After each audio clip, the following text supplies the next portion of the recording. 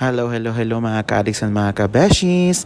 Nandito naman po ang iyong seller na feeling vlogger, na feeling dancer, na feeling singer, na feeling teacher na namamalo ng roller sa mga syunga na minors for today's video. So nandito tayo ngayon sa May Sana Mall at ipapakita ko sa inyo, i-share ko sa inyo ang journey namin sa pagpapagawa ng shop dito po sa May Sana Mall sa Bata. So ito yung shop natin mga ka-beshies. My goodness, nasugda na jud, nasugda na jud. Finally, nag-start na din ang constructions or renovations sa ating shop mga kabeshes, no?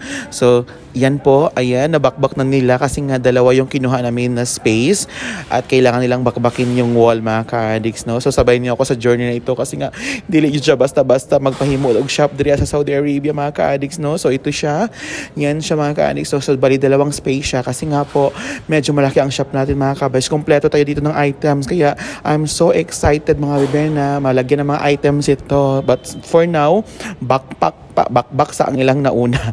So madya ang ato ang may storeroom siya, may office din tayo. So dito ako magla-live ng Go. At the same time magla-live tayo ng mga items mga kabeshes, no. So yan lang so far ang nagawa pa nila ngayon kasi nga nag-inquire pa tayo ng mga kung ano-ano pang gagawin dito sa shop. Pero I'm so excited mga bebe kasi na at least parang positive na magkakaroon na tayo ng shop talaga, no. So ayan. So sa mga gusto pong malaman kung saan ang shop natin, so nandito tayo sa may Sana Mall, harap po lang ng Villaggio. So yan po yun, yan straight lang diyan pagpasok mo sa main gate.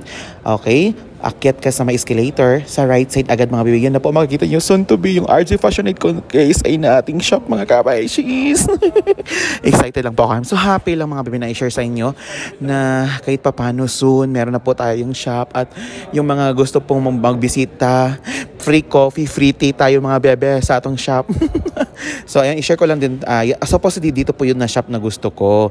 Kaso nga lang, nag-change ako ng decision na doon nila ako sa may malapit sa escalator kasi pag galing sa gate agad diretso sa escalator tapos right side doon na makikita nyo na agad yung RJ Fashionate, o diba si Kuya James yung may-ari po ng bilyaran, yung palaruan ng mga Filipino. So malapit lang din sila dito mga ka-addicts, no. Yan yung pinili niya at 4 na space ang kinuha niya mga kabesyo. So meron diyang bilyaran, so it means may mga Filipino na pupunta dito. So mayroon dito yung Pinay Beauty na salon na nag-start na po, nag-operate na sila and may mga na-operate na din po sa baba mga ka-addicts, no. Dito pong Sana Mall, actually, it's mall din po kaso nga lang hindi pa siya masyadong puno ang mga yung mga space nila.